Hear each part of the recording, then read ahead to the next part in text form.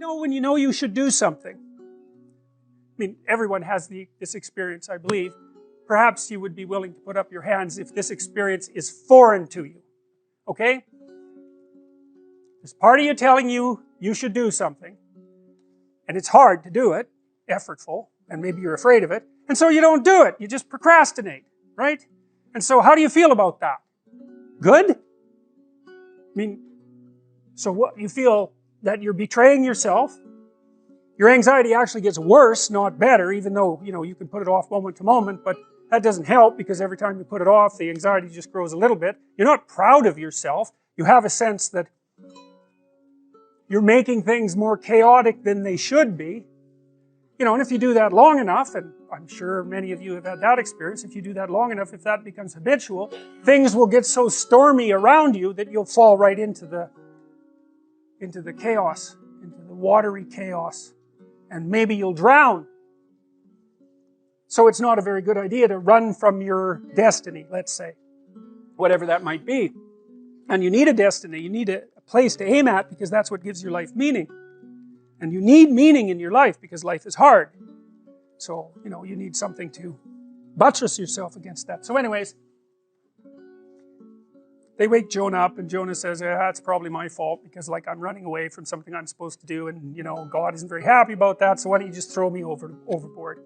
And the crew isn't very happy about that, but the waves are really starting to come up and Jonah is pretty insistent that he's the cause of the problem, and so they draw lots, and Jonah is chosen, and so they decide to toss him into the ocean, and immediately everything's calm. So he's a center of chaos because he's not doing what he's supposed to do. Fine. Well, then a whale comes up and swallows him, and then he's in the whale for 3 days. That's a weird thing. The whale, that's the whale that Geppetto's in. That's a dragon. It's that thing that you have to go out there and conquer to get something of value. Now, when you've made an error, when you've fallen off the pathway, when you've deviated from what you know you should do, it produces a state of internal chaos and worry and concern. You're thrust into the unknown. You're thrust into unknown territory and chaos. You don't know what to do.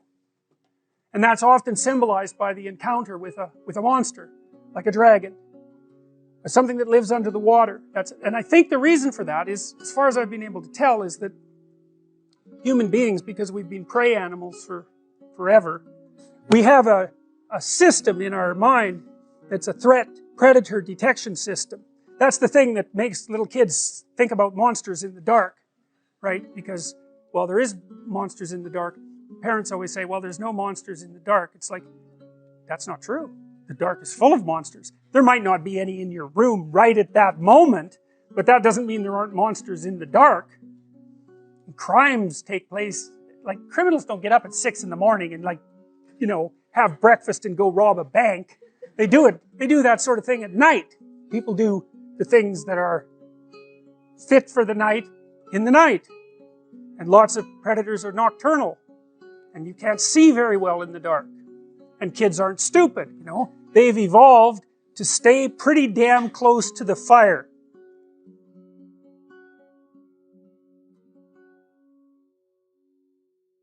When you're feeling terrible, you don't say, well, I'm feeling up. You say, I'm feeling down. Well, why is that?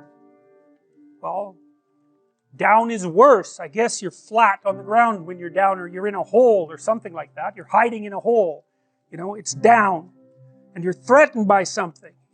Maybe you're threatened by your own inadequacy. That might be part of it. Maybe that's partly what you imagine as a monstrous force, because, your proclivity towards procrastination and your weakness of character is part and parcel of why you happen to be in the underworld. And that's the underworld, the mythological underworld.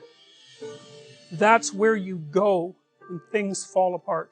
And if you understand that, if you know that that's what that means, then you have one of the keys that opens up ancient stories to you, and you understand things. Your life can be organized, going very well, and then something comes up, and poof, everything changes. Some axiom that you were living by, and it might be the existence of a partner, it might be a job, it might be your health, any of those things, gone. And you go somewhere when that happens. You go somewhere. It's a state of being. You're still in the same world, but it's not the same at all anymore. Everything about it is different. It's all negative and dark, and you don't know what to do. You're confused. And so, what do you do down there in the underworld when things have fallen apart? Especially if it's the worst possible case scenario and you realize that you actually had something to do with your demise. That's really annoying, you know, when something bad happens to you and then, you know, you grind yourself into bits trying to figure out what the hell happened, and then you realize that, well, you were playing a causal role. Now, sometimes you're so depressed you assume you're playing a causal role, and you weren't. It's not easy to figure out by any stretch of the imagination. And it isn't that everyone who does something terrible is at fault for it, but sometimes you find that you were off the path somehow, and maybe even that you knew it and you didn't attend to it, and that's why all of this hit the fan. And so then down there in that chaos, you decide that you're going to do what you're supposed to do instead. And then maybe you get to rise up again, renewed, if you're lucky, and then you can go fix the city. And that's what this story's about. And that's why I picked the image to represent the course, because really what happens, you see, with the psychoanalysts, the road to health, if you're not doing well, which means that as you act in the world, you're not getting what you want. There's something wrong with the match between your presuppositions and your actions, habitual, and the way the world is responding to you. And so it's not turning out for you. And the question is, well, what can you do about that?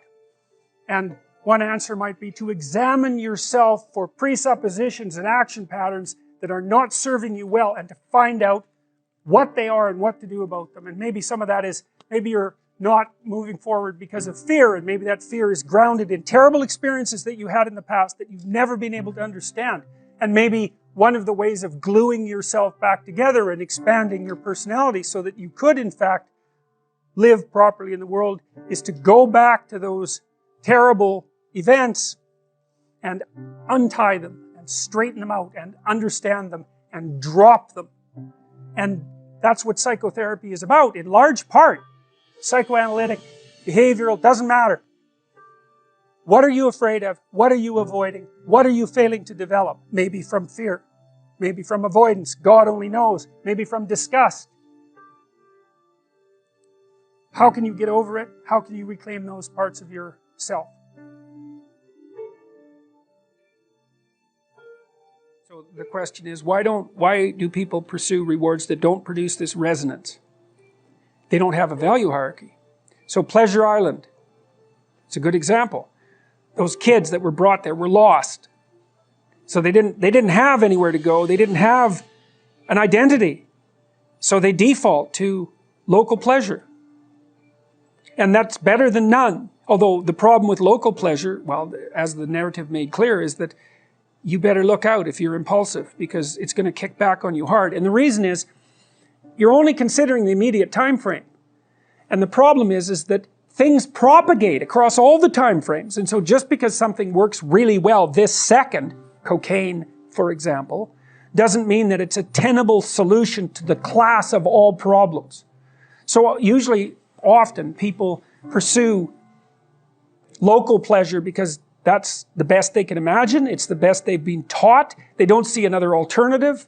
So it can be ignorance. It can be they don't want to adopt the responsibility, because part of the problem with working at every level of the hierarchy simultaneously is that it's like dancing to a very complex waltz, let's say. You have to be paying attention to a very large number of things simultaneously and doing things right. It requires responsibility. And so, you know, it's a pain. It's a weight. Part of the reason people drink alcohol is to get rid of their responsibility. I mean, that's, you know, you hear people drink because they have problems. It's like, yeah, no. Some people drink because they're anxious, and alcoholics drink because they're in withdrawal. But young people drink because they're sick and tired of being responsible, because it's annoying. It's like, so I'll drink enough, I won't care about the medium to long-term consequences, because alcohol, that's exactly what alcohol does. It doesn't make you ignorant of the medium to long-term consequences, but it makes you not care about them. And partly it's because it dampens anxiety. So it dampens anxiety, it leaves your positive emotion circuits intact, so then you can go out there and do stupid fun things, and that's like, that's a party really. Let's go do stupid fun things. That's a party. But the medium to long-term consequences are, it's risky. It doesn't mean you shouldn't do it, but it's risky. So, yeah, they don't know better. That's the answer, I would say.